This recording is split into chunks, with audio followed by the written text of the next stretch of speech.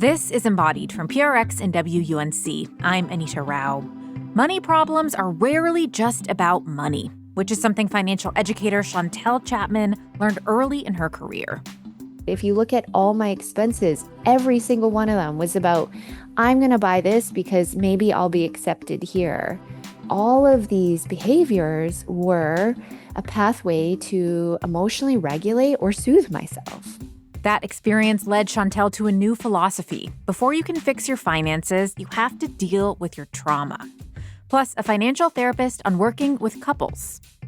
I first talked to them about what their money story is, because a lot of times they don't even realize how that money story could be impacting their relationship today. Money trauma and how to deal with it, just ahead on Embodied. Trying to improve yourself can feel exhausting, but there is a podcast I really love that approaches this topic with a sense of humor and wonder. It makes the most complicated self-improvement questions feel a lot simpler. It's called How to Be a Better Human and is hosted by comedian Chris Duffy. I recently had Chris on an episode of Embodied, and we had a lot of fun talking about how to bring more humor into our daily lives. When you listen to this show, you're going to get practical answers to questions like, how do I talk about money? How do I find true love? Or how can I throw a good party? You'll hear perspectives and stories from Chris and his expert guests. Listen to How to Be a Better Human wherever you get your podcasts.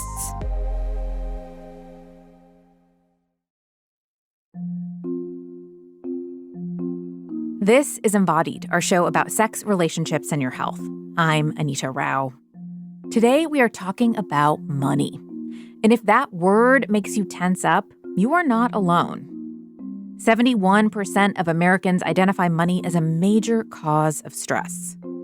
And what makes things even harder is that money problems aren't easy to solve. That's because, according to behavioral economists, many financial decisions aren't rational, they're emotional. And some of our deepest money struggles are rooted in past experiences that have nothing to do with money. So what exactly is money trauma, and how do we deal with it? Chantel Chapman has learned the answers to these questions through experience. Today, she's a financial trauma researcher and educator who runs a certification program for professionals to learn a trauma-informed approach to money. But back in her early 20s, she was working as a mortgage broker and running a more traditional financial literacy business. I think from afar, you would make the assumption that I was really good with money, that I was investing and doing things on time just because of the way I presented myself publicly and my proximity to working in the financial world. But that outward appearance masked reality. The car that Chantel was leasing to look the part as a financial professional was not one that she could actually afford. And while her outfits looked put together, she felt deeply insecure. There was a lot of thought behind what I was spending my money on to receive acceptance and external validation. But I was kind of always living on the edge with my money. So I would overspend every month and I would rack up debt and I would file my taxes late. I also lacked boundaries around money. So when I was running my financial literacy education business, I would constantly give discounts. I would undercharge. I wouldn't follow up on invoices. There was a lot of energy put towards using my money as a please, love, and accept me fund. So you're kind of living this double life. You are this financial professional who is publicly giving people advice on how to think about money, how to save money, while kind of quietly struggling with a lot of your own money behaviors. When did you start to think that some of these money struggles were connected to something other than just financial literacy and knowing the rules of finance? There was multiple things going on in my life that led to kind of this awakening. It didn't sit well with me to teach traditional financial literacy education, especially in I grew up in poverty, and one thing that we see a lot in financial literacy education is, oh, you know what? Your situation would be better if you just learned how to budget better. Mm-hmm. And that was so not a reflection of what I witnessed within my mom as a single mother experiencing poverty. My mom was an incredible budgeter. She knew how to stretch a dollar, so it wasn't like a lack of knowing how to budgeting. There was something else going on there. So even when I was teaching the financial literacy education, I'm like, oh, something's just not sitting right with me. And then I had this experience where someone very close to me reached out and he was like, I am struggling with a substance use addiction. And he was using heroin and fentanyl, and he was experiencing houselessness. And so he ended up going into a halfway house, which was transitioning men out of incarceration who had substance use addiction. And I would go there every day, bringing him books on addiction, bringing him food. And I remember this one conversation where I asked him, like, why do you think you're here? How did you end up in this place? And he's like, I've felt so insecure about being accepted and wanting to belong. And I've just felt like very inadequate. And unfortunately, I hurt my back and I started using prescription medication. And when I did that, those thoughts decreased. And, one thing led to another. And I was like soothing these thoughts that I was having with this. And obviously, there's all these negative consequences. And look where I am now. But it was in that moment where it just hit me. I was like, oh my gosh, like I have so much in common with him, with these thoughts of not feeling like I belong or like I'm accepted. And they feel very deep and they feel very painful. And what am I doing to soothe them? And it was this like Rolodex of like all these behaviors hitting me so fast. I'm like, oh my gosh, it's the people pleasing. It's my whole credit card. If you look at all my expenses, every single one of them was about, I'm going to buy this because maybe I'll be accepted here. It was the avoidance. All of these behaviors were a pathway to emotionally regulate or soothe myself. So I'm imagining you in this moment, and you kind of mention it as like, ding, ding, ding, ding, ding. Like these are all of the things, like this is clicking, this is clicking. Were there like stories or memories that also came back to you of like, oh, wow, this was, a foundational moment where I began to believe a certain way that led me to some of these behaviors? Like what were some of the kind of memories that were rising to the surface as you were connecting these dots? So unfortunately, not because my mom wanted to do this on purpose, but there was a lot of overburdening me at such a young age where I didn't have the emotional maturity to understand money with like adult things like money stress. And so at a very young age, I knew like we didn't have money. And I was comparing myself to other people. I was comparing the food I had at school. I was comparing my mom's car. I was comparing my clothes. But that's not where I went when I started like seeing all these behaviors. I actually went to other experiences that I had in my childhood that were traumatic, such as surviving sexual abuse and growing up in a home where there was someone who was close to us who was in active addiction. And also some attachment trauma in my childhood with a mom who was so overworked and stressed and having to make these really difficult choices of, am I here and in this close attachment, or am I going to put food on the table and make sure my children have a home? And so that was really what was coming up for me more rather than just specifically looking at money.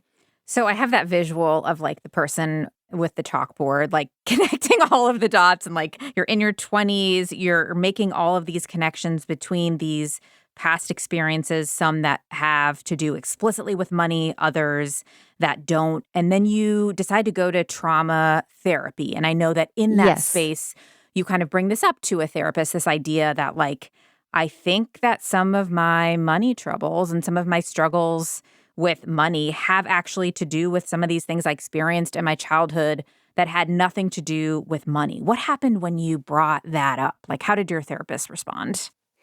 Yeah, so I will just say this was probably about 10 years ago. Okay. And it's important to note that because the industry is starting to significantly change. So more therapists are getting trained in this now, but back then it was less. And so when I brought up these connections to my therapist, it was so interesting because the moment I brought up money, I could feel this switch in her. It's like she flipped into being my trauma therapist into, oh, let me give you some traditional financial advice that I heard. Like, have you tried the budgeting? Maybe we should explore like willpower. And I was like, oh, this is so interesting, because that's actually what I've been teaching to people Right. in my financial literacy business that's not Right. working, you know? So you kind of dead end a little bit with exploring this idea of money trauma and therapy, which sends you down a research rabbit hole of your own into neuroscience and trauma and behavioral psychology that brings you to this kind of philosophy about money trauma, the idea that money trauma can be any kind of trauma experienced or passed down that affects how you relate to money. Is there a specific example from your own life of a trauma that has nothing to do with money that really shaped how you were dealing with it and relating to it as an adult? Yeah. So one of the experiences of trauma that have deeply impacted me that's not directly linked to money that I see show up in my relationship with money so much is the sexual abuse trauma that I experienced.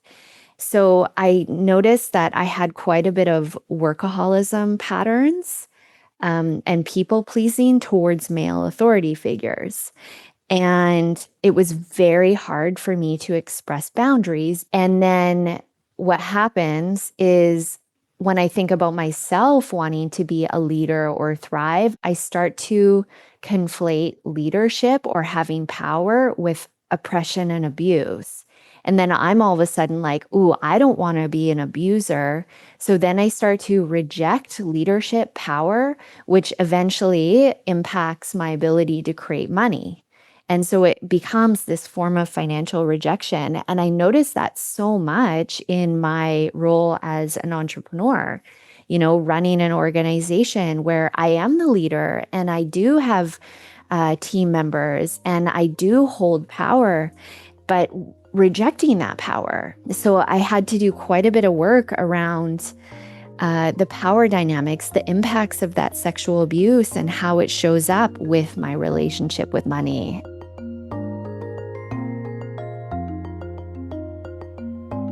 Just ahead, we talk with Chantel about the lessons she's learned about how to tackle money trauma, including how to approach things that can quickly send us down shame spirals, like credit card debt. You're listening to Embodied from WUNC, a broadcast service of the University of North Carolina at Chapel Hill. You can also hear Embodied as a podcast. Follow and subscribe on your platform of choice. We'll be right back.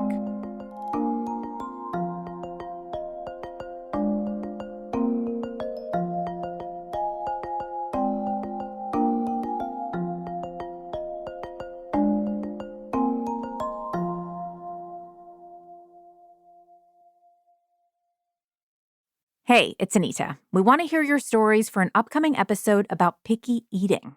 If you're a parent of a picky eater, what does mealtime look like in your house? How do you approach navigating this with your child?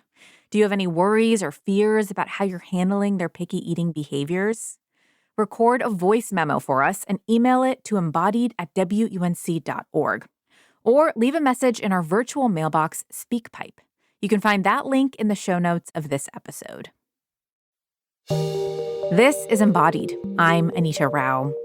If you've got money troubles, you might think the answer is more financial literacy, better budget spreadsheets, more investing. But financial educator Chantel Chapman would tell you to step away from the problem solving. Before you can get to what to do with money, you have to understand what's motivating your money behaviors. If someone is in an activated state of trauma, or if they're in scarcity mindset or actual scarcity, financial literacy can actually be harmful to them because They don't have enough capacity or bandwidth to be able to absorb what they're learning. And because they can't do that, it can lead to actually shame. That shame, Chantel says, can send people into a cycle of avoidance or financial soothing behaviors like overspending or hoarding. Those are all symptoms of underlying money trauma. What scarcity or what trauma does to the brain is it's like having 1,000 tabs open up on your computer Yes. and your whole operating system slows down. Yes. And then imagine you're like, let me just add one more tab.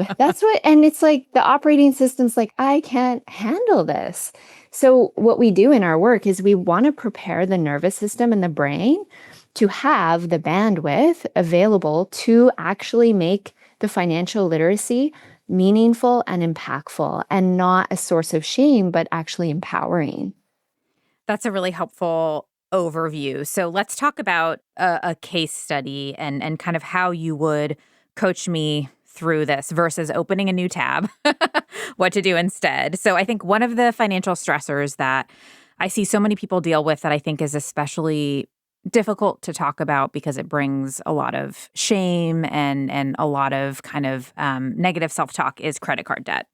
Mm-hmm. So the traditional financial advice would be like, write down a budget, cut back on those extra coffees you're buying, like do whatever you can to pay off the balance, like start there first.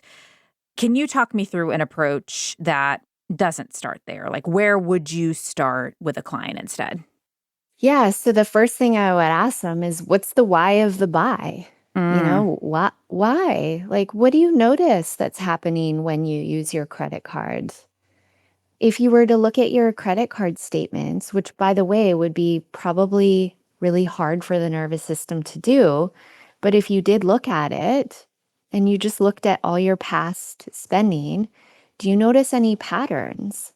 Like what was the state of mind when you purchased? And try to explore like what's actually happening before you make that purchase on the credit card. 50% of integration of this work is awareness. We want to help people, one, decrease shame, increase discernment, give them the ability to slow down so they can then, rather than react to this need to soothe myself in the moment, they can have more agency and become an actor. And if they are going to use the credit card, they're going to have a lot more choice around that purchase. And this is very opposite from the instant gratification world that we live in. That's definitely co-opting our dopamine systems. I used to work in fintech, and one of the things that we focused on a lot in the financial technology space is how can we make the experience as seamless for the customer so they don't have to think that much. They just click the button and they're good to go. We actually want people to do the opposite of that. We want people to think, to slow down, to understand like what's actually happening. Yeah, I want to pause you there because I'm thinking about, okay, so you're like, sit with your credit card statement. And then, if you're someone who doesn't open it up, then you kind of push yourself to open it up. And then you see things that cause a shame response because you're like, oh, yes. I was trying to save for this thing, and yet I, bought that pair of shoes, or yet I whatever. So and then that can start this really fast, like shame spiral activation. Yes. Quickly X out of the browser, get me as far away from that credit card. So like once you kind of are there and you're like, okay, this is bringing up shame, like what do you do with that? Like how do we understand the way that shame shapes our money behaviors and develop a new relationship with it? So financial shame is actually one of the areas that we would invite the person in this case study to explore. And, you are right. We wouldn't push someone to open their credit card statement and go through everything right away. We'd have to do that so gently and like titrate the nervous system into that.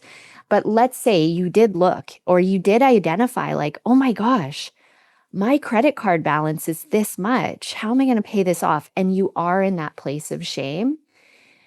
There's a few things that we teach around shame that can be quite helpful. One, financial shame tells you that you are the only person experiencing this.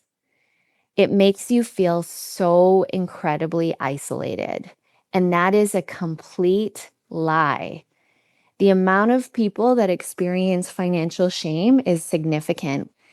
And so to be able to tell yourself, like, I am not the only person experiencing this, it starts to minimize the shame. And so one of the things that we teach our students, the financial professionals and the mental health professionals, is when it comes to money, give some self-disclosure. You as the financial professional, tell your client, oh yeah, I felt shame around that too. And then I realized this, this, and this, so they don't feel alone.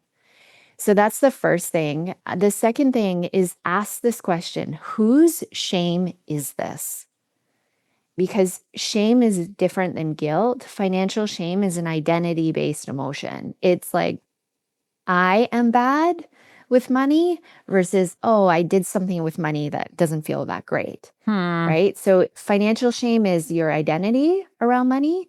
Financial guilt is your behavior around money. It's very different experience for the nervous system. And so when you start asking, like, whose is this? You give yourself the ability to depersonalize it from your identity. And it's so interesting when people start to explore, like, who the shame, where did it come from? They start to understand, like, oh, wow, this financial shame actually might be more systemic financial shame. Wow, how many psychologists and neuroscientists are on staff at credit card companies and Yeah. corporations that use psychological strategies to convince us to buy? Like, do I have full agency around all my credit card spending? You know what I mean? You start to orient yourself in this bigger context where that helps you move away from just personal responsibility or personal failure around your credit card. And some people don't like when I say this because they're like, oh, that's too victim mentality. And how is anyone going to change if they don't think it's their fault? When it comes to financial shame, we've actually seen the opposite, because when someone believes it's fully their fault and they go into a place of financial shame, they just continue more financial avoidance and financial soothing behavior. Versus if you can start to reduce the burden of responsibility only on the individual, and the responsibility is shared also with the environment that we live in, it kind of gives a little bit more spaciousness for that individual to move out of the shame and actually move into a place of empowerment. So there are a lot of things that we've been talking about in this conversation that are, deeply psychological. We're talking about nervous systems. We're talking about trauma. You are not a trained therapist. So I'm curious about how you all approach kind of ethically and responsibly navigating the more sticky or complicated mental health threads that come up when you're doing this work that really gets into these difficult experiences. Yeah, absolutely. The important aspect of our theory of change is that there's multiple ways to heal from trauma. And we believe, financial professionals, for example, think about a financial advisor that's working with a couple.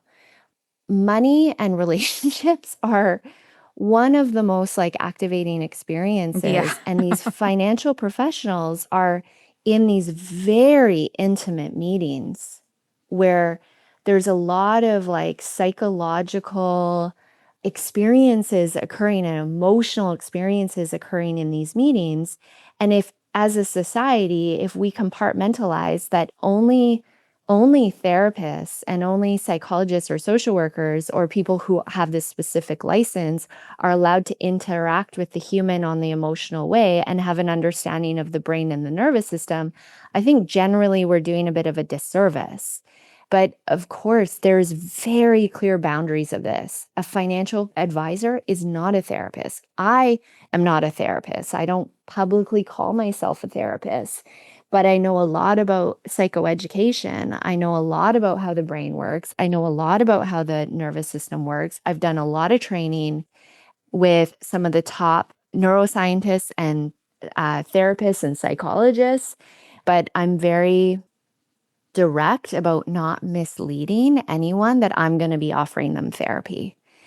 And so we want to present as many ways as possible to be with money and to be with healing and let people become discerning about what is the right approach for them. So I do want to talk now about our consumer-driven culture and how bigger systemic forces kind of cause their own type of money trauma. We're sold this idea that happiness is just one click away. How do our brains make sense of that? Like, how does the kind of messaging of consumerism shape how we relate to money? One of the messages that we receive out of this marketing in consumerism is that if you're ever sad, bored, lonely, tired, feeling inadequate, unmotivated, you're defective and you need to fix that immediately. Consume something and you'll feel better. And what this is working on is our dopamine. And it's really fascinating because our dopamine system is like it's the currency of foraging and survival. So dopamine is so helpful for us to be motivated. It gets us out of bed. It makes us feel more energized. But the thing is about how dopamine works is every single time our dopamine baseline increases, in order for our brain to get back into balance, into homeostasis, it needs to decrease. And this is called the opponent process theory. So when the dopamine decreases, we feel lethargic. We feel unmotivated. We might even label it as feeling sad. And what's actually happening is your dopamine baseline is resetting. The problem is if we label the dopamine baseline reset as defective and something we need to fix, we're never giving ourselves that like homeostasis reset period. And then we get on this hedonic treadmill and consumerism is feeding us like, yeah, fix it, fix it, fix it. You should never feel unmotivated. You should feel happy all the time. And when we don't get to have that reset period, what ends up happening is our ability to get the dopamine baseline up after never allowing it to reset it becomes harder and harder. So our behavior gets riskier and riskier. So for example, with money, you might spend more money. You might need to buy something more rare. And this is why we provide psychoeducation around how dopamine works, because we want people to reclaim their dopamine agency. And what we're saying here is it's not bad to seek dopamine, but do you have choice around how you're accessing the dopamine? So we've been talking about kind of these ways that, we can think about money-related behaviors as not just our responsibility. What is the role of systems? What is the role of other institutions? And to depersonalize some of that shame and kind of broaden our perspective.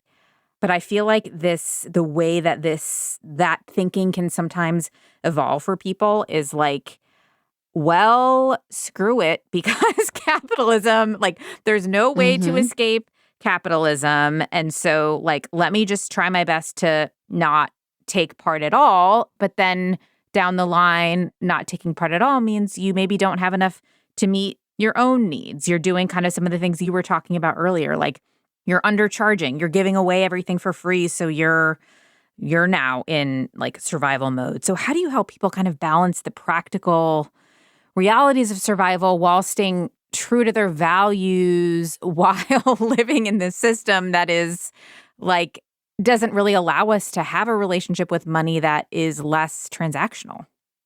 Yeah, such a good question. So when I see folks who I have an understanding of the harms of the economic system that we live in, and there's a lot of harms of the economic system, such as the gender wealth gap, the racial wealth gap, the fact that we live in such an abundant world, yet there's people who don't have food or housing. It's wild.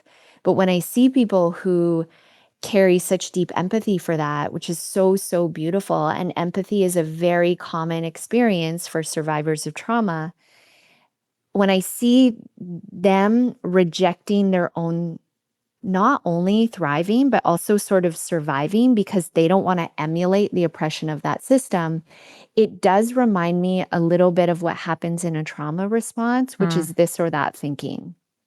And so oftentimes I'll ask people who are doing this, if you were financially thriving, what would you do with your money?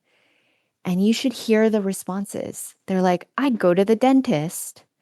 I'd go to the doctor. I'd get a home. I'd get some organic food. I would buy this for my friend. Or my family. I would, create a mutual aid fund.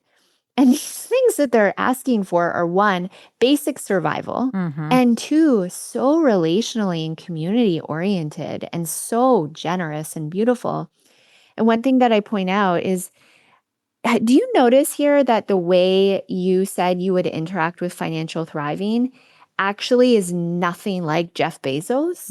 Like, why is it like you're either rejecting the economic system we live in fully and you are barely surviving, or you're Jeff Bezos? You know what I mean? Like, or you're a billionaire. It's this and that thinking. So where can you be on the spectrum where you also get to survive and thrive without being extractive or exploitive? Because I really believe that who benefits when all these people with empathy, all these people who we know have so much integrity around power, around sharing resources, who benefits when all these people reject money and thriving? Right. The economic system we live in Right. benefits. More money for the billionaires. You know what I mean? So I think it's actually more of an act of rebellion to the system for all these folks with integrity, with empathy, who are community oriented to financially thrive. And I do believe that, we can start to reimagine the way we interact with money and power in a way that does not emulate the oppressor. Of course, it's going to be a harm reduction approach because we still have to operate within the system. But what if we had more of like a cathedral thinking type of approach to it, where what can I do now that's going to contribute to greater change overall? That doesn't mean that you're in a place of financial rejection, barely surviving. I would love to end coming back to your own personal relationship with money. Is there an example from your own life about how you've kind of integrated this knowledge about your own money trauma into a money-related decision that you've had to make or one that you have to regularly make? Well, it's very important, I think, for my own journey of working with the trauma of money is to remind people that they do not have to be perfect. So that means it's not a one and done from healing. It's like daily commitment to a program of deconditioning. And I think for me, this comes up a lot in being a business owner within this economic environment is like, I don't how do I do this? And it's very much an experiment. And sometimes I mess it up. And how can I not let the mess up put me in a place of shame where I don't move forward and I continue to experimenting? And you know what? When I get into states of time scarcity or overwhelmed, I do find that I don't take the time to slow down and I'm more likely to be a reactor. So sometimes I have to kind of recalibrate and bring back in the practices that, we explored here today. That was Chantel Chapman, trauma survivor, financial educator, and the founder of the Trauma of Money Institute. Just ahead, we talk with a financial therapist who works with couples about strategies for dealing with money trauma in your relationship. Stay with us after the break. Each story you hear on Planet Money starts with a question. What happens if we refund tariffs? Why are groceries so expensive? At NPR, we stand for your right to be curious because the forces shaping our world can be hard to see. Follow NPR's Planet Money wherever you get your podcasts and start seeing how the economy really works. This is Embodied. I'm Anita Rao. Today, we're talking about how most money problems are about much more than money, and why confronting your money trauma is an important first step in addressing financial issues. Financial educator Chantel Chapman walked us through some psychoeducation and how better understanding our nervous systems can help us tackle everything from overspending to financial avoidance. But how about when you have to deal not just with your own money trauma, but your significant others? How do you balance supporting someone emotionally with the less sexy work of finances? LaQueshia Clemons has experience with that. She's a licensed clinical social worker and accredited financial counselor who works with both individuals and couples on unpacking their money trauma. Like Chantel, LaQueshia got into this work because of personal experience. Throughout college and graduate school, she racked up $25,000 in credit card debt. Learning about financial psychology and money behaviors helped her start the process of dealing with it, but she also had to figure out how to talk about money with her husband. They were both working several jobs, but still living paycheck to paycheck. We started sitting down and me and him would talk about, hey, we don't like where we're at and what is our long-term goals? What are the next steps that we need to do? Now, I will say this was not easy. So I'm saying all of this, like, yeah, we sat down, we talked about it, but it was definitely not easy. And we both came to the realization that we can't put blame on each other of what we may have done with our debt at that time, what we may have spent on, or even moving forward. We don't want to cast blame.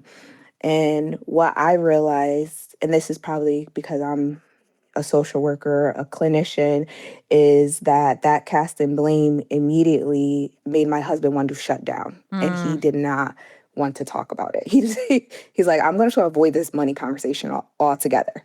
So you had an experience early that then became a pattern that I'm sure you have seen in your work. And I would love for you to just kind of introduce us to kind of what it means to do financial therapy in a couple's context. We talked earlier with Chantel about kind of a decade or so ago when she brought up this idea of money in therapy. She got a lot of dead stares. Things have changed a lot. There are trained financial therapists like you. So tell me about how you approach money conversations with couples.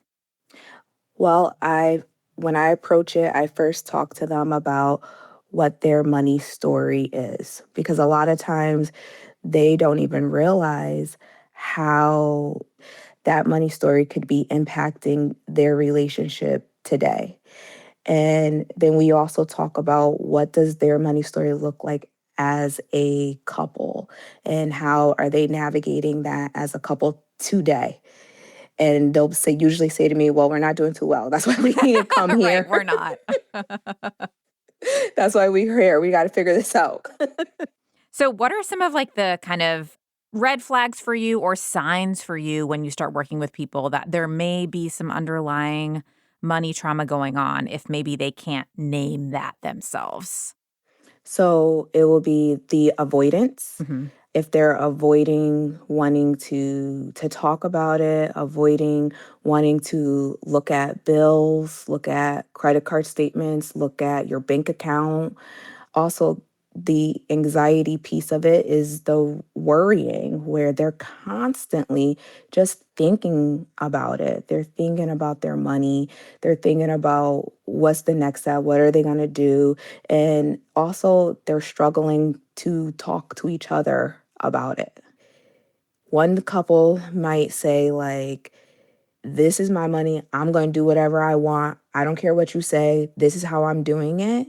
And when I see that, I always ask, tell me about how your parents handle money. And usually what happens and what they say to me is they've had a parent who went through something with their spouse where either the spouse may have something tragic happen where they passed away and lost that income from them, or they may have had a divorce and lost an income from that spouse. And so as the child, they saw their parent kind of going through a very quick shift when it came to money. And then as that child became an adult, they quickly want to hold on and manage, and they want to do things alone and by themselves. So they want to make sure that they have some control over their money. And it's scary to feel as though, all right, I have to talk about money with somebody else. I want to feel safe. I want to feel safe with my money. And I know if I'm in control of it and nobody knows what's going on, it's mine and no one has a say. And I'm kind of like laughing a bit because I remember this one client, when she said those exact things to me. I asked her, well, how did your parents handle money? And she said that her mother got a job and she wasn't letting any man do anything with her money. And she started laughing. And she started laughing because she was like, oh, like I'm trying to do the same thing now. Yeah, And I I see said, the yeah, pattern. Yeah. the pattern. So situations like that is when those things come up, I'm just like, okay, there's something there. That's the trauma that's happening. How is your approach as a financial therapist different than like what a traditional couples therapist might do with a similar couple coming to you? I guess it's different in a way of I could understand more of the financial piece of things and maybe how I'm saying things. So, for example, one of the big things that I have couples do is go on money dates. Hmm. I say, okay, you're going to pick the day, the time as when you can meet with each other so that you can talk about just money. And it depends on where they're at because some couples can do it and get the flow of it and last for an hour. And some couples can only last for 15 minutes. Mm-hmm. So, which is okay. But it's not to bring up, what one person did, maybe blaming one person for what they may have spent on or did or why they're in a situation. But it is to also brainstorm, talk about the future when it comes to your money. It is to have conversations about, okay, we're getting paid X amount of dollars this week. What bills should we pay this week? It is to start having conversations around money in a healthy way. And when you go in with that mindset of knowing, okay, we're going to talk about just money, each of you feel more prepared. I actually have couples set a actual date. I've also had other couples do, they don't call it a date, they'll call it a business call Mm. and treat it. I had one couple where they literally scheduled it on their calendar for work and they both met on Zoom and they treated it like this is a business call. Like we're just talking about our money, what we're trying to do with it, where we're trying to go, what are our plans for this, how are we going to be able to move forward with each other and not always just blaming each other, but admitting some of the mistakes, and that's okay. And how do we move forward? How about navigating the emotional piece? Because as we talked about a lot earlier in this conversation, like the vast majority of our money decisions are more emotional than they are rational. And people are going to have different emotional responses to certain purchases. Like for one person, going on this vacation that you're saving up for is like, it doesn't really matter that that money is, more than you're going to spend on something else. It's like really Hmm. emotionally significant to you to have this experience. For the other person, it's like, no way. I'd rather like save that money and have a more chill, 3 months of time where we're not, you know, penny thrifting and saving. So like, how do you Hmm. bring the emotional piece into it when it's not just really like a rational decision? This is where when I'm working with couples, I like for us to talk about our values. What means the most to you and what matters the most? Because when it aligns what you're putting money into. So if it's a vacation and maybe one couple is like, no, I really want to do this, and the other one's like, no, we shouldn't do this. What is the value that you both have as a couple and what does that look like? And if it's family and you're thinking this is the experience, this is the memories, then maybe putting money into that does make a lot of sense. So we help to look at it that way. And then that emotional piece of things is also helping them to understand how they're feeling at that time when it comes to money, and asking them what might be coming up for them right now, especially if they're feeling upset or maybe they have a lot of worries. Because what I do find often too is in a couple, the one that's worrying is usually the one that is the main person paying like the bills in the home, all the household bills. Yeah. Yep. So they're the one that's usually like doing a whole lot of worrying, but they haven't shared that feeling with their spouse. So when that's coming up, usually asking them, well, why is that happening? What is going on? Tell your spouse how you're feeling, or that maybe you want to have more of a savings before you take this family vacation, and that might be something you need to do next year, and why these feelings are happening. Or maybe you're worried because something's going on at work and you might not have the income that you have now. So what are those things that is coming up for you? When it comes to the power dynamic piece, like whether or not you keep your finances separate, whether or not you join things, who makes more money and who contributes what, like it can lead to a lot of kind of complicated power dynamics that can bring up a lot of kind of past history and trauma. What is like a trauma informed approach to dealing with the power dynamics that can come up around money and shared money? Mm, yeah. And even those power dynamics also can result in understanding culture and how that can play a role as well.